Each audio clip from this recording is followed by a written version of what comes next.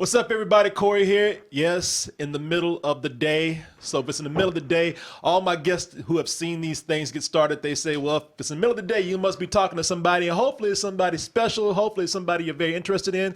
And it might be somebody you might even know. And I think some of you, a lot of you will be familiar with our guest today. And if you don't recognize his face as it is today, you will recognize his face one other way. And I am talking to Mr. He's like, what the hell are you talking about? Mr. Oh my God, Mr. Paul Stephenson here. Michael, how you doing? I'm doing great, Corey. How are you doing? What you laughing about, man? You laughing away I did that crazy intro right there? It was a great intro. Actually, the animated intro is beautiful on your show. Nice work. No, thank you, man. Thank you. I wish I could say I had done that myself. One of our fans did that for us years ago, just out of the blue, Oh, and said, hey, man, use it for whatever you want to use it for. So that's exactly what we've been doing. But I'm not here to talk about me. I'm not here to talk about my wonderful intro. I'm here to talk about our wonderful guest right here, Michael Paul Stephenson. And Michael has directed many documentaries, but we're going to be talking about one particular documentary today, along with his career, long career in film. And before I get into the documentary, Michael, if you don't mind, I want to briefly talk about the thing that I was just mentioning, where people might know you from. Well, they might not I, know. I thought you were headed down that road, Corey. I'm happy to fill you in on my and fill your guests in on my I guess on my past. Yeah, If that's what you're referencing. yes, I am, man. I'm getting it out the way because look, everybody knows this and everybody loves it. I don't know how you feel about it, but let's go on and get it out the way, man, before we get into these murder hornets and everything else. A lot of you, if you know the name, then you know Michael here. You've probably known Michael since he was a youngin, when he was in this movie that I'm about to show you right here, where he played a very young character, Joshua Wells. You know what I'm talking about, y'all.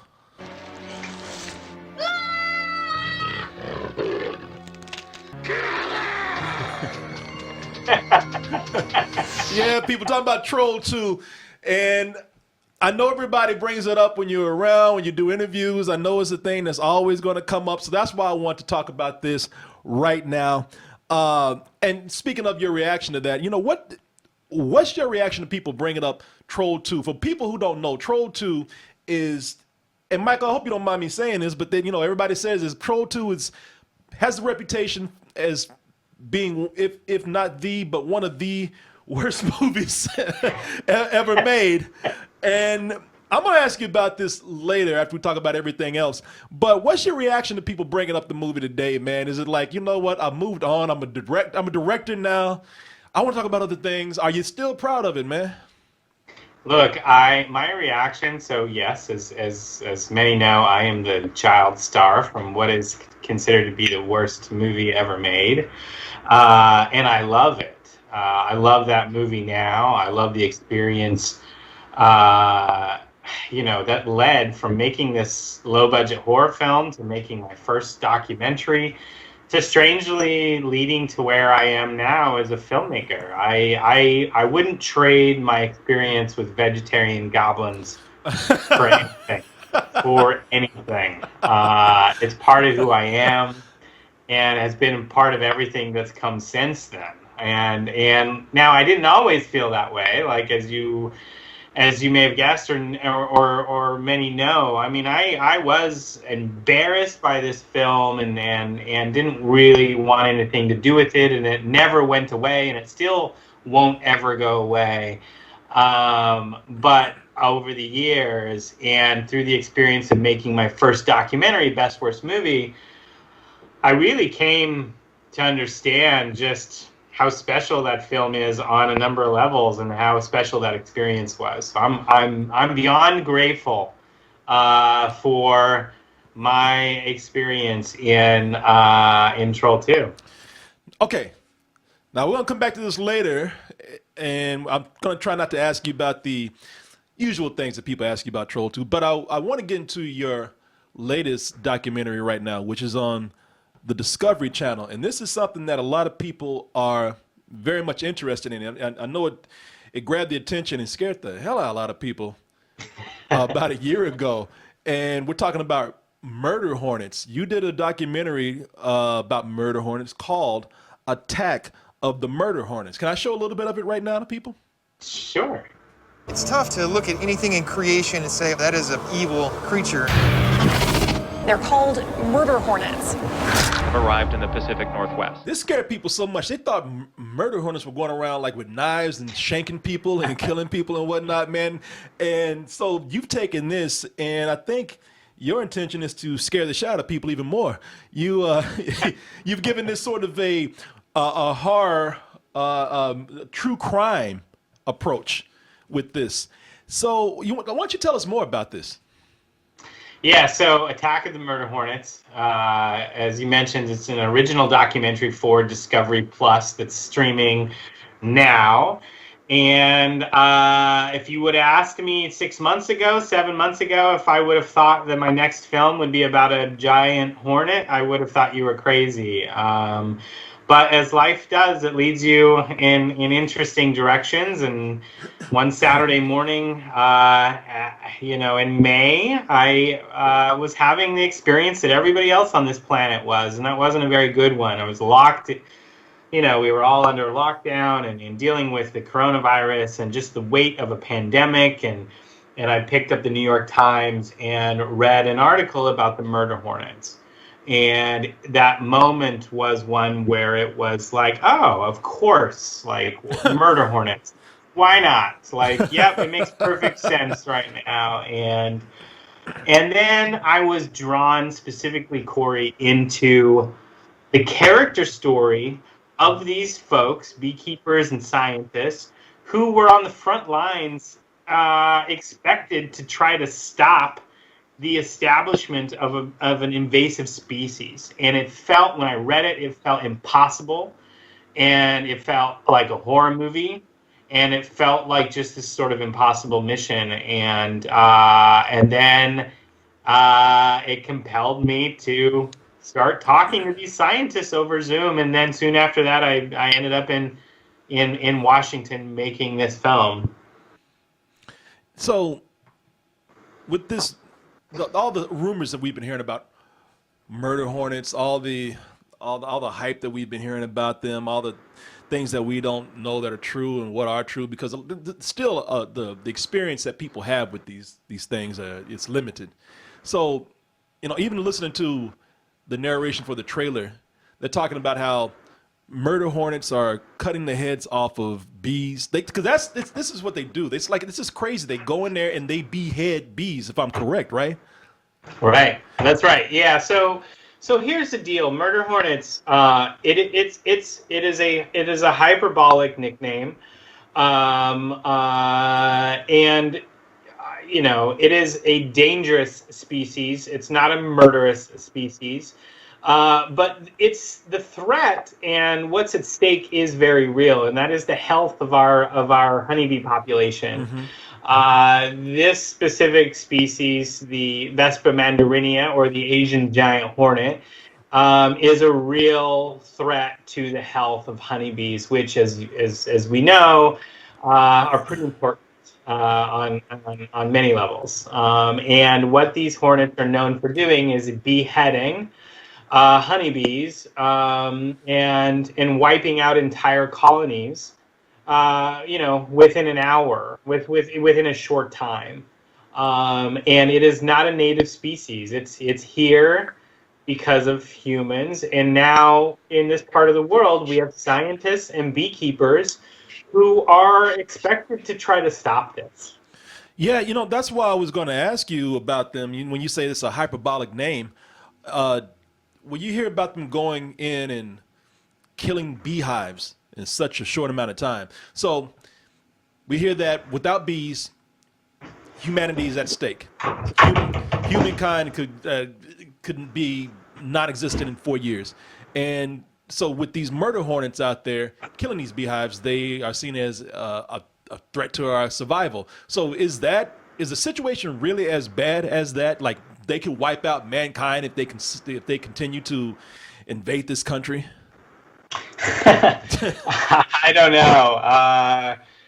I'm an optimist, even in times like this, and I think it is anytime you have an invasive species that ends up in a part of the world where it doesn't belong, the impact is tough to predict. It's impossible to know the effect it's not only going to have on the ecology, but just on the overall agriculture, environment, these sort of things. And they are dangerous. But like I said, these hornets, like, they're not out to murder you, right? And if anyone is responsible for the change of our landscape, it's not the hornets, it's mankind. Yeah, they're not as, I guess, aggressive like people thought. I think they're even, and this is something I want to ask you about. They're kind of hard to find in a way. I mean, I guess at least in these territories around here. I think you even mentioned that you were trying to find murder hornets and you couldn't, so that's why you took the approach of this murder mystery, this horror theme. That's why you got into the stories of the scientists, because trying to find a murder hornet was a little difficult. So I guess, all the fallacies that are out there about them, like I said, a lot of people think that if they see one, I better run because they could kill me. I guess that's not the case. It's like they're not as aggressive as they're being portrayed in the media.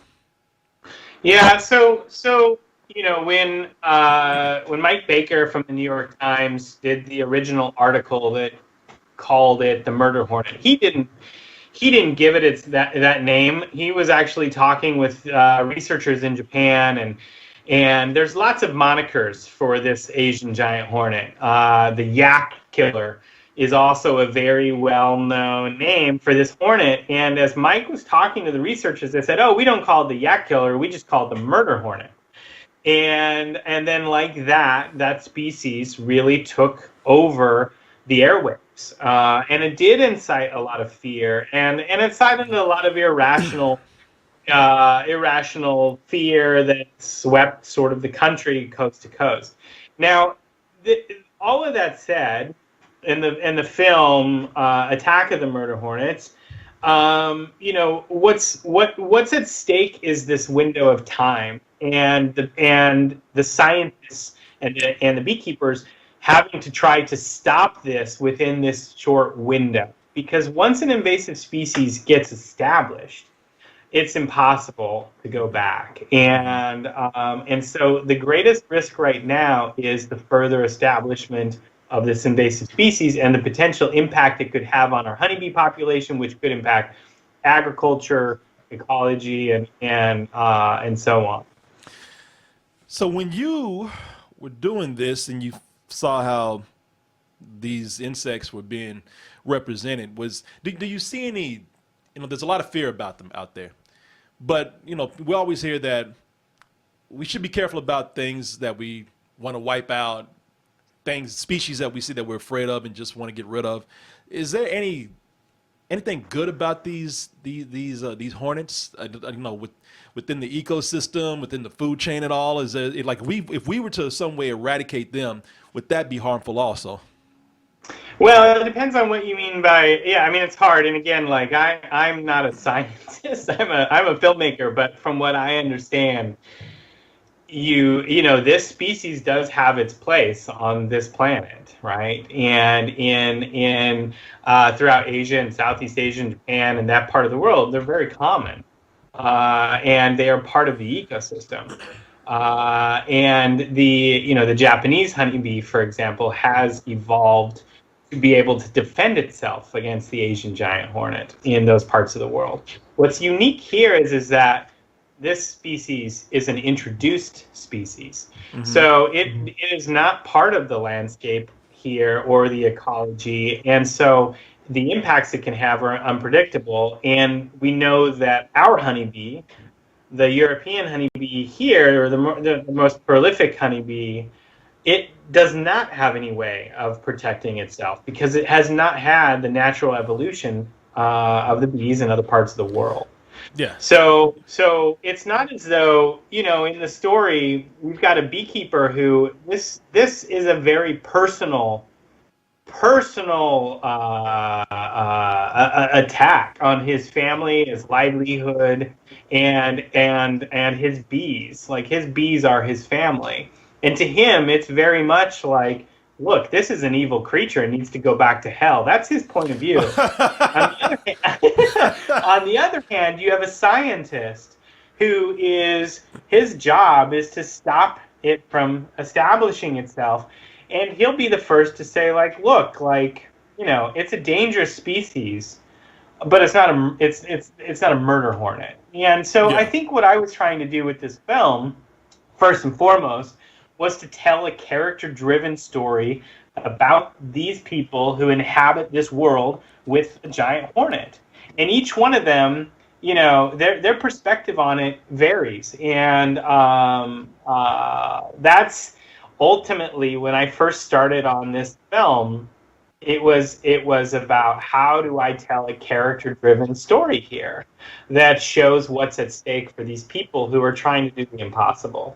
Yeah. So when you were filming this, you didn't know if you would find any of these hornets, and then somehow you did. How did you actually find one? Well, so here's the thing, man, about nonfiction.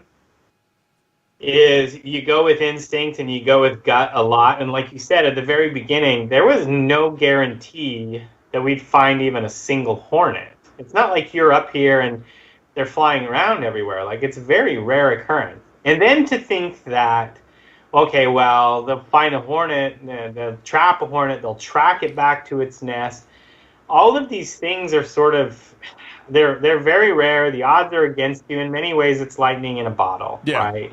And you at the beginning of this story, when you don't have any sort of indicator that you'll even find a hornet, you kind of have to I just climb out on a limb. And I hope that if I find characters that actually care about something and are driven towards something and have some personal stakes in something, then for me personally, I can be invested in just the character of the story. Now, you hope that as you progress and you continue, I mean, we shot this whole film over the course of 6 weeks. You hope that you find a hornet. You hope that you find a nest. And now looking backwards, it's like, man, how lucky were we to be there in that moment? Because the story, again, who knows? We may have not even had a movie. Yeah. So what was the plan then if you somehow didn't have a movie? You shot all this stuff. What were you going to do? Well, I had, just to give you kind of a little bit of insight, I knew that, like, the stakes were real.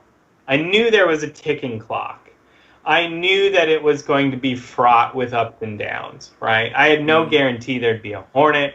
I had no guarantee there'd be a nest. I had no guarantee there'd be anything that was revealed in the film. But I knew that there was enough there to follow this story. And then I just drove myself crazy trying to be there for every single moment throughout the development. Now, as we made the film, and as the window for trying to discover a nest was drawing to a close, I asked myself that question. Well, how am I going to end this film? And in the film, there's actually a moment when the scientists go back to a city park to try out new technology. And this was towards the end of our shoot. And as I was going towards that, or going to shoot that, I was preparing to ask them questions about next year. Okay, you didn't find a nest this year. What now? What's the climb? What's the battle now? What for next year? Like, help us understand all that. So in my head, I was pretty much preparing for that. And then later that afternoon, they got a call about another hornet that had been trapped. And then the next day, we were following them as they tracked it back to the nest. So, and you this is the thing about nonfiction, you can't predict. You have to continually just go with your gut. And even as we were, one other thing I'll add, even as we were with them, traipsing all over through the forest in hopes of finding the nest, still not a guarantee. The odds then that they're going to find a nest is still very slim. But we had another surprise. I mean, we all of a sudden our cameras started interfering with their technology. And it became a moment where they were like, guys, you've got to quit for the day. The tech is interfering. We can't have you interfere. And I panicked and was like, oh no. And fortunately, we had backup cameras in the car. And we switched to our backup cameras within minutes. And 10, 15 minutes later, they found the nest. So, you know. Yeah, that's kind of seems to be the draw when you get into this kind of filmmaking as opposed to like narrative filmmaking, man. You just never know how it's going to go. We're going to get into that in a little bit, your narrative filmmaking. You know, so were you prepared to just play the long game then? Like, hey, we don't find a nest this year, then we're just going to hold on to this and we'll come back out and we're going to, damn it, we're going to find a nest at some point, somewhere down the line. Yeah, and look, there's, you know, it's not to say that there's not a great story. The thing is from the beginning, like the story did not, in my mind at that time, did not hinge on them finding a nest. What it hinged on for me was feeling personally invested in characters, in science, and in stakes who thought that it would be possible. Yeah. Right? And if I'm behind somebody who is pursuing the impossible, I'm in. I'll tell that. I'll work on that story until it's done because I love that. So it never was like in my mind, because I knew the odds were almost impossible. I never was like, well, there's only a story here if we find the nest. No, for me it was, there's only a story here if I get engaged in science and the scientists and the beekeepers and the community and all these people who are in pursuit of something that is very difficult. Yeah. Yeah. And I can actually see where you are very interested in characters. That's something I want to bring up with the movies that you've done later. Now, I kind of want to talk about the films and the documentaries that you've done, but I want to go in the order kind of that you've done them in. So that's going to bring us back to Troll 2 again, but that's bringing us to your documentary, Best Worst Movie, which I saw years ago, man. I remember it was I think I saw it. Did it play at South by Southwest? I know it played at Fantastic Fest. Yeah, South by. At both those places, it was the talk of the festival, man. It's one of the movies that everybody was having fun with and talking about.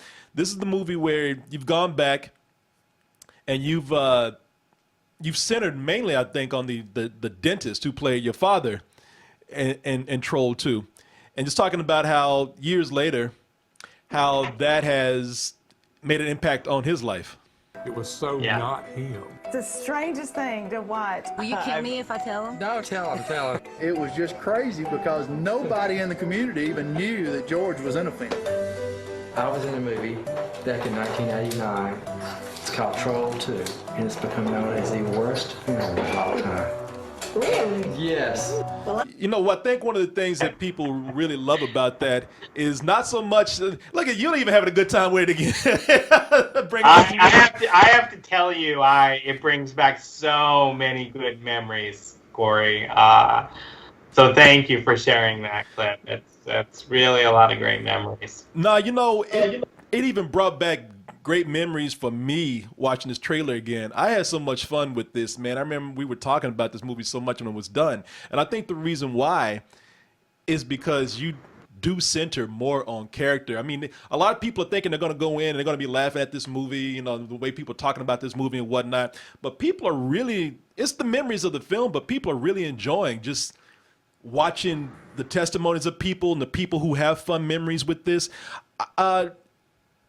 You've also done that with this other film. I guess we can go ahead and bring that up. I'll come back to Troll 2, but you know, I noticed that you kind of take a similar approach with this other documentary, which is it The American Scream? That's right. Yeah, there's three families in Massachusetts. They love Halloween, man, and they go all out, and they just get pretty much professional spook house with their homes. My dad loves Halloween. Can you do me a favor? What? The eyeballs upstairs? Oh, yeah. He's not into camping. This is his something. You have a very unique approach to horror, man. You know, you take these things that seem to have a hard theme, but then you go in and you find these endearing people. You find these great stories with these people, man, and it's wonderful to see. I'm gonna just take a guess that this is what draws you to these projects, these people that you love and you know everybody else is gonna love. It does. Like I'm man, even just seeing a clip from the American Scream, like it brings back a lot of good memories. And I've been like, you know, because Attack of the Murder Hornets, best worst movie of the American Scream, like a dream one day would be able to see all of these three films together with audiences, because that is the thing, right? Like I'm most interested in people. Yeah, and even almost from an anthropological sense, like just humanity and there's people trying to essentially against all odds try to do something that's maybe impossible, and you can say this with Troll 2 and this horror movie director, what he was setting out to do and making a horror film with an English cast. He couldn't speak English, and it's almost impossible, right? Trying to make a homemade haunted house, and that's not easy. It's impossible. Trying to stop an invasive species, like it's crazy and it's impossible. And I am very much the thing that gives me gas to just get it done and see it through is I have to feel like I'm attached to the people that I'm telling stories about. I'm not I'm not someone who thinks of just, I want to make something about a topic or an issue. I think that as human beings, we connect strongest at a human level. And so if you can smuggle in the themes that you care about through people who care about them, then I think that's a powerful way to tell a story. And yeah, I get really, with George and Best Worst Movie, I remember very clearly the moment that I decided that film would center on this dentist. We had just started shooting the documentary. I was in New York City, and the Upright Citizens Brigade Theater was doing a screening of Troll 2. This was the very first thing that I filmed for that doc. And George and I were in New York for it. And we were in a cab, we're driving towards this little comedy theater, and there is a line wrapped all the way around the block. And at that moment, we had no idea that it was for Troll 2. We thought it was for something else. We were there early. Like, we had no idea. We get out of the cab, we're walking towards it, and it's raining. And all of a sudden, the line erupts with joy because they recognized George Hardy, my father. And they were shouting his name, and he was standing in the middle of the street in the rain, and he looks at me, he's like, "Michael, come on, this is great!" And he ran across the street and just starts signing autographs, and I'm standing there, and I'm looking at him, and I'm like, this guy was in Alabama yesterday drilling cavities, and now he's in New York, and that was a moment where I was like, yes, this is the movie. Yeah, man. Well, first of all, let me just say this.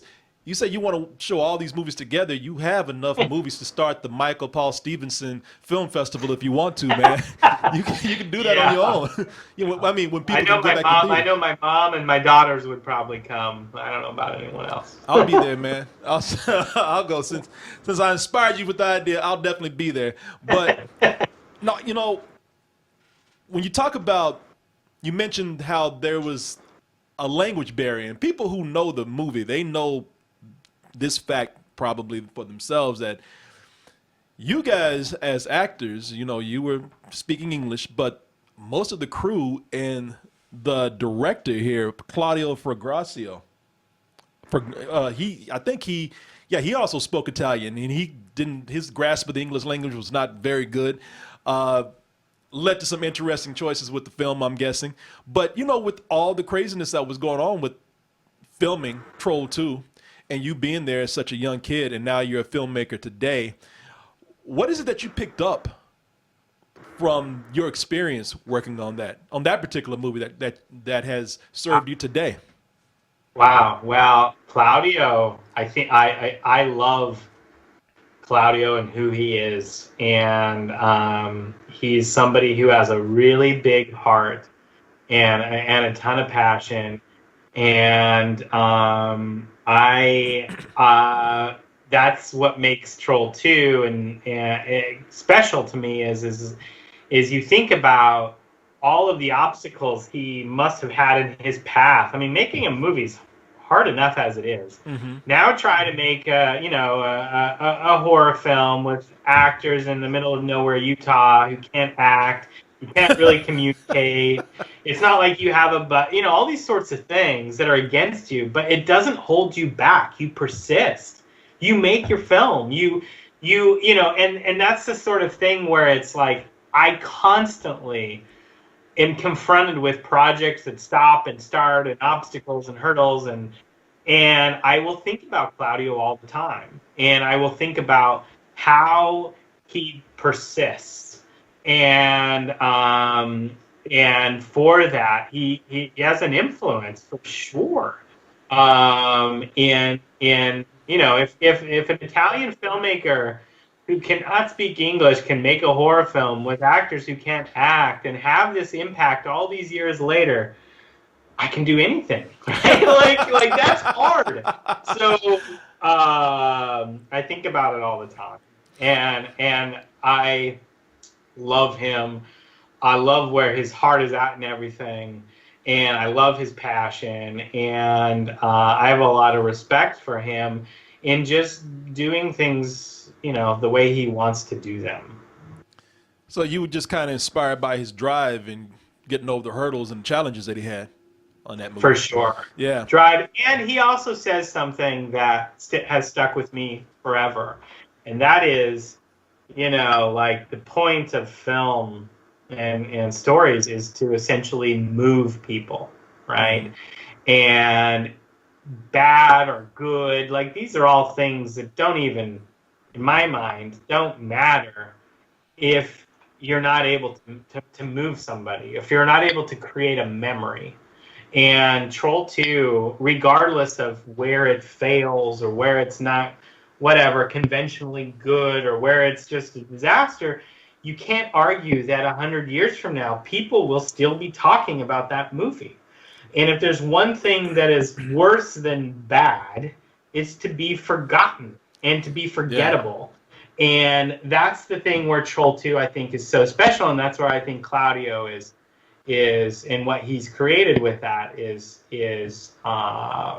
very unique. I think that's right on what you said, man, where you talk about how there are movies that I love and I will remember those movies, and they're not considered to be the best movies. They're not the best well-made movies. But I was telling you about that guy Dolomite when we were talking earlier, right? You should really watch that Eddie Murphy movie and then go watch some of his films, because this is the guy, he was not the, I guess by Hollywood standards or whatever high standards are out there, professional standards, he wasn't the best filmmaker, but his movies are like in my top 10 films because I remember those movies, man. I will, and I watch them over and over again because it's not a matter whether they're good or bad. Am I entertained? And am I not sitting there being with my nose up in the air making fun of these movies? No, am I genuinely entertained by that? I've had a whole new respect for films like that, man. It's not about, making fun of those movies. It's about entertaining. That's right. So in 2017, I don't know, now correct me if I'm wrong, you did your first, I think, narrative feature or non-documentary feature. It was Girlfriend's Day, and that was I believe it was a dark comedy that that's right. Yeah, it was on Netflix, or it is on Netflix. It starred and was co-written by Bob Odenkirk. I hate optimistic people. They bum me out with their upbeat attitude. California will establish a new holiday, Girlfriend's Day. You can see there's Amber Tamblyn in there too, and Stacy Keach. What's his name? From Conan O'Brien. Andy Richter. Andy Richter. Yeah. So great cast in there, man, and you're catching Bob Odenkirk at that time. So it was 2021. He was on Breaking Bad, definitely, but had he started doing? I believe he started doing Better Call Saul at that time, right? Yeah, so the story, basically with that was, at that time, I was actually editing The American Scream. Mm-hmm. And I was in my office with my wife, and we were talking about actors that we felt were primarily known in comedic spaces, but had real strong dramatic sensibilities. And we were doing the dumb thing where I was like, hey, let's do our dream list of people we want to work with. And this was season 2 or so of Breaking Bad. And we knew Bob from Mr. Show. Huge fans of Mr. Show, and of course, so I wrote my name on the whiteboard. I was like, I'd love to work with Bob Odenkirk, and a few weeks after that, there was an interview that I came across with him, where they asked him what his favorite films were, and he named Best Worst Movie, my first doc. And so I got in touch. Turns out that his son was a Troll 2 fan. I invited him to the premiere of The American Scream. I didn't think he would come. He showed up early, brought his whole family. We had it in LA. And that night he said, I've got this really strange dark comedy that will never get made, but I'd love for you to take a look at it. And he sent me Girlfriend's Day. And then over the course, we worked on it for probably off and on for a couple of years, and then he became, he started appearing in Better Call Saul, amazing, and then there was a window with his schedule and Netflix, and it all kind of came together, and we were making this movie in Los Angeles over the course of 20 days. Well, it definitely says something about your talent and your eye for, again, endearing subjects, but also, I guess it's just who you know, being at the right place at the right time, connections. So I'm not assuming that you can't do it, but was it easier to get the Netflix deal because of him, or were you the one that pulled that in? No, I think for sure. I mean, I had it. When I first got sent the script from Bob, my first thought was, this is a Netflix movie. Mm-hmm. And maybe that's because I had a good relationship with them already through my docs, right? Like I had relationships with them through Best Worst Movie and even through The American Scream. So naturally my head went to, how do we get something like this made? It doesn't feel like it felt like a Netflix movie. This was really early on when Netflix had just barely started making any original. They'd done some comedy shows, but it barely started making any original movies. Mm-hmm. Now, I had that thought, and then we went actually months. We talked to some other people. The movie almost got made in other ways, and then what happened was, which really set it into motion, was Bob Odenkirk and Better Call Saul, and this window around him and his career, and that momentum is what got Bob and I back into the room with Netflix saying, hey, we want to make this movie. But it, like anything, it doesn't happen, that whole time, that time span was probably 2, if not 3 years. So a lot of times it's just things nagging at you over time, and this feeling of okay, what's the next step that I can take? And just continuing to ask yourself that. And then, momentum gets created and somehow it aligns, but it's not after just the persistence of just time and trying to will something into existence, if that makes sense. No, it makes perfect sense, man. Well, like I said, in talent, you definitely had something out there that somebody admired and and want to be involved with you. That's really cool. So, looking at this being a narrative feature, and before that, we were talking about all the documentary features that you had done. What was that transition like, going from documentary to a narrative feature? Yeah, so with my interest, I'm again always what's the character story, right? I made docs not because I was hey, I want to be a documentary filmmaker. I made docs because I felt there was a story and it felt like something I could tell. I felt like I could pick up a camera and start making. And so I never was somebody that was oh, I'm only going to make docs, or I'm only going to make narrative, or I'm only going to make this kind of movie, or to me it's what's the character story? what's at stake and how are you going to tell it in a way so that people can actually remember what you try to do. And with Girlfriend's Day, it was an amazing process because it's intoxicating as a director to be like, oh, I can really try to I can shoot this entire scene with in through 4 angles. Like when you make nonfiction and when you make doc, you have to oftentimes throw away whatever itch you have creatively just in service of the living, breathing story that's going to escape if you're not on it right then. So as much as you want things to look good or this or that, like story and character trumps all. With the narrative, it was like, okay, maybe there's a chance to design. Maybe there's a chance to really be very specific about every single thing that I shoot. And of course, being able to work with different departments. I mean, my director of photography, DP, Richard Wong, incredible filmmaker. I met him through Girlfriend's Day, and we sat down and we went through the entire script, and we know every single shot. We were able to say, we want to shoot it exactly this way. And with a nonfiction piece, you don't get that's not the priority. Yeah. And from Girlfriend's Day, Rich, my DP, he was a cinematographer on Attack of the Murder Hornets, and we're like family. So we're always looking from nonfiction or fiction. Like, we take great interest in just the visual image and how to communicate things visually, and what moves the story forward, in all departments. So it was an amazing learning experience to go from these docs to then, now we're making a narrative, and we got 20 days to shoot this movie. And it's a movie about a failed greeting card writer who gets caught up in a web of murder and deceit as he's trying to create the best new card for a new holiday. Like, none of this makes any sense. We're making it all up. And it was fun. And it was a challenge on many levels.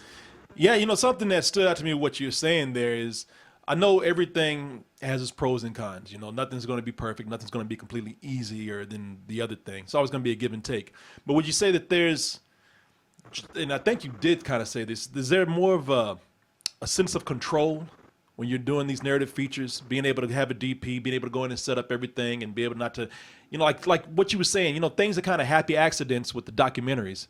With this, everything was there, you just had to put it in place. There's a sense, there is a sense of control. There's a sense of design. There's a sense of formalism, right? Like specifically with Girlfriend's Day, it was like, let's be super formal. Yeah. And at that time, I wanted to go entirely away from doc. I wanted to go, doc is very, naturalism. I wanted to go all the way to formalism. I wanted everything to be static and still and framed and all this sorts of stuff. Now, because I felt like that's what that story wanted, is this sort of formal control. And I hadn't had that with docs, right? And so it was nice to be able to we're going to shoot this scene and we're only going to do it in these 3 shots or whatever, right? Mm-hmm. Yeah. Talking about give and take and pros and cons, what would you say that you love about documentaries that you missed when you were doing the narrative feature? Well, that's I love, with nonfiction, all of these characters, and look, even the characters in Girlfriend's Day, Bob and I are still very close. But when you make a nonfiction story, Best First Movie, American Scream, Attack of the Murder Hornets, you become very close to your subjects, right? They become almost like an extension of your family, and the reward of that is far greater than making a scripted movie. At least for me now, in my limited experience on the narrative side, the things that stick out for me, like I look back, I remember when we premiered.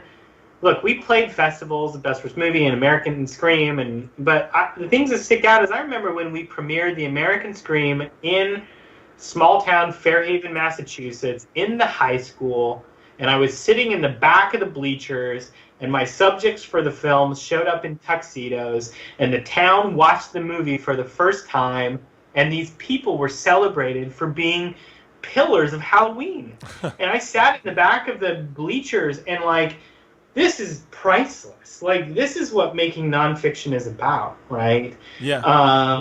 And so yes, and that living, breathing immediacy. Look, you may have an idea creatively, and it may start you down a road, but all of a sudden in nonfiction, things will present itself. Sparks will happen that are greater than what you had imagined, and if you're sensitive enough to recognize those, all of a sudden, your movie or your story becomes something bigger than just being about whatever your vision for it was originally, right? Mm-hmm.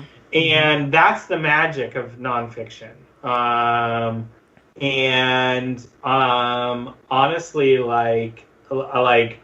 you get so much personal fulfillment and satisfaction when you meet a scientist like Chris Looney, and you're all of a sudden moved genuinely because you've never considered the value of public service and what it must take for these people who are essentially thankless heroes of the community to go out and try to stop a giant hornet, and their only motivation is to just do their job well and not waste public money. It's stuff like that you don't see coming, and you kind of take with you for life. Each one of the people I've made films about on the nonfiction side, I've taken parts of them with me and said, man, I hope I'm more like this in the future. Here's what I learned from this person. Here's what I hope I want to become. You get almost, somebody once told me you get 1,000 teachers when you're making documentary and nonfiction, because you have such an intimate look into other people's lives. And you're continually getting new perspectives from folks, and that is rewarding. That's super fulfilling. That's a great answer, man. That's awesome to hear that. I have a couple of things to ask you, and then we'll be done here. But this last question I want to ask you, or the next question I want to ask you, I guess I kind of got thrown off learning more about Girlfriend's Day, because I was going to say that everything that you've done sort of has, again, a horror or a dark theme to it. even Best Worst Movie, just by association, is based on a horror movie. So before Troll 2, or maybe, I don't know if it was before. I don't know if this is before or after. But even as a child, you were surrounded by a lot of horror themes. You in a movie, and I'm guessing this is you. Correct me if I'm wrong again. Forgive me if I am. But Beyond Darkness, you were in that as a kid. Show a little bit of the trailer right here, if you don't mind. I didn't just murder all of those children. I also devoured their souls. So, man, growing up with all of this crazy, dark horror stuff, man, that had to have an impact on you. I'm not saying it made you crazy or anything like that, but I mean, looking at your work, did it have any influence or impact on how you approach projects now and horror? It has to, right? Everything that comes in the future comes from before in some shape or form. And Beyond Darkness, I'm not sure if you knew, but that was also directed by Claudio Fragasso. And I shot that soon after we shot Troll 2. And I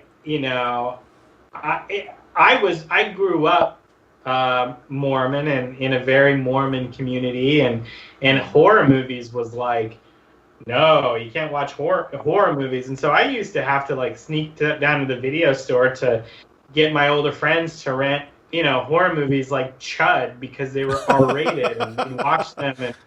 And I remember the first time I watched The Exorcist, we had I must have only been 13, maybe 12. and we had one of our older friends rent it for us. Our friend's parents were out of town, so we were going to watch The Exorcist and have a sleepover. And we started watching The Exorcist, and my friend's parents came home early and busted us watching The Exorcist. And the sleepover was cut short, and I had to walk home in the middle of the night. And it just so happens that between my friend's house and my house was a cemetery. And so that has to influence you, right? Yeah, man, I'm gonna say it did. Maybe you are crazy. Probably. I'm certain. Yeah, I'm certain. I am. But I do. Yeah, I don't know. Like I definitely have a darker sense of humor, but I think that there's still light. I mean, it sounds pretentious, but like trying to find levity or finding light within darkness. I mean, that's how you survive. That's how you survive stuff that's really difficult.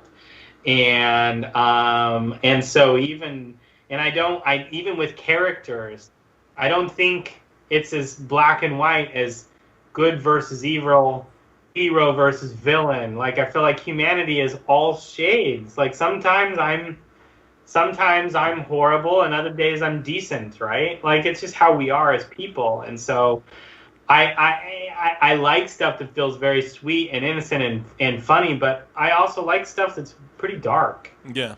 No, again, with what you've done, most of it, you found a good balance of bringing in darkness and not terrifying or disturbing people. Actually, you're one of the few people who deals with horror and then you walk away feeling very good about life, man. Speaking of feeling good on life, your outlook on the pandemic as a filmmaker, man. We were talking about theaters before we started the interview. We were talking about the Alamo Drafthouse. We were talking about how everybody's going through trouble right now. Theaters and filmmakers are having to go through changes. What's your outlook on things as far as yourself as a filmmaker moving forward? Oh, man. Look, I'm trying, for better or worse, like, I'm still very much in the mentality of taking it day by day and week by week, because you look at the historical proportions that we've all lived through over the last year. And to try to predict anything, to try to think, oh, this will be where we're at in a month, it's anybody's guess. Yeah. And so I'm trying to just take it day by day. I fortunately, and this sounds really maybe kind of weird, but this giant hornet provided a very bright spot in my life in a very grim year. And I would have never guessed, because I was able to be so distracted and focused on an area where I felt like I could do something, right? I was able to not think of the realities as much as I would have if I would have just had nothing to focus my energy on. I was distracted by the realities that we're all facing. And I think going forward, I mean, I am optimistic. I'm hopeful. I don't know everyone I've talked to has said, man, I really miss going to a movie theater and having an experience with a friend at a theater. So it's hard to imagine that as soon as we return to that normal, that people aren't going to be racing back to have the experience, have the movie-going experience and watch movies. I miss that. I miss the crowded theater. I miss people. I miss going to a restaurant that's too noisy and having hardly enough room to sit. I miss that now. So I'm hopeful, I'm hopeful that we're going to get through this eventually. But yeah, I mean, look, what a year we've all gone through, right? Yeah. And I imagine you're ready to get back to the film festivals too. Oh, I mean, just being able to film festivals, just being able to go, you got to understand, here's the thing about this that was also unique with the Hornet movie is that if somebody would have said, look, your next movie is going to be about a giant hornet, you're going to pitch it to a network you've never worked for, and you're going to do it over Zoom, I would have said, you're absolutely nuts. I'm not a Zoom person. I've had to become more of one, just like everyone, in trying to connect with people. But I like sitting down and having a coffee together, right? And talking, so this Attack of the Murder Hornets was one of these things where I never had ever tried to connect with somebody over Zoom, over something that I really cared about. And I went into it and said, I've got to make the most of it. And fortunately, my executive producer at Discovery, a gentleman named Howard Schwartz, we actually connected. We connected through screens. We connected around horror. We connected around genre films, and then we connected around this crazy big hornet. And it worked. So that is the world we're in right now. But man, I would be remiss not to say that I am so starving for just the interaction of being with people, discussing things that you both care about in person. I really miss that.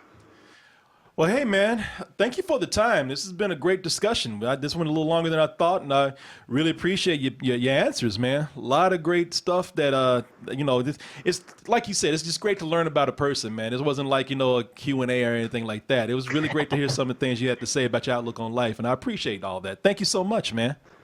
Corey, this has been an absolute surprising pleasure connecting with you on Zoom and actually seeing stuff. I mean, Beyond Darkness, I don't think I've seen that trailer since, 10 years maybe.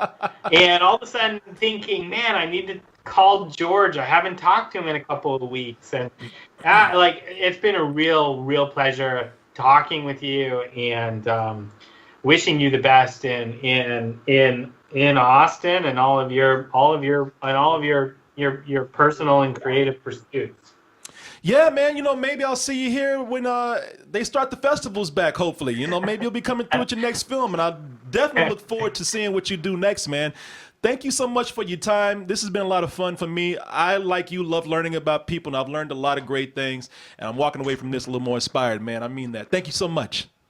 Thanks, Corey. See you later, man. Bye-bye. And there you go, folks. I hope that you also learned a lot from this. Hope you got a lot from this, and you're walking away as inspired as I am. It's just great to hear about people's creative processes, and it's not only great to hear about those processes they go through in creating something, but how they walk away as a person changed from all that. So another reason why I love doing these, and I hope that you love watching these. So that was Paul Stephenson. Y'all know me, I'm Corey Coleman. And you know what I say when all these are done.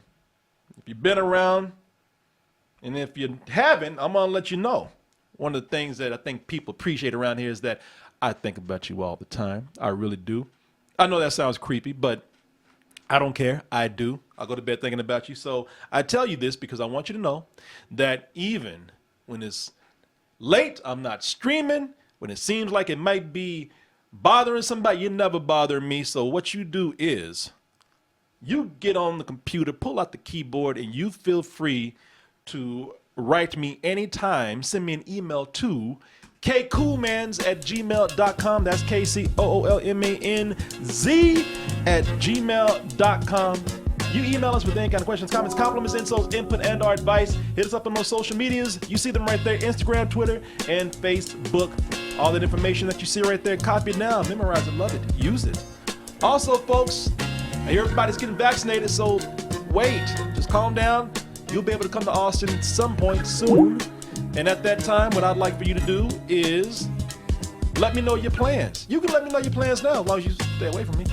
Unless you're getting better, which we all hope to be in a little while. Email me, kcoolmans@gmail.com, and let me know what your plans are for Austin, whether you're moving here or just passing through.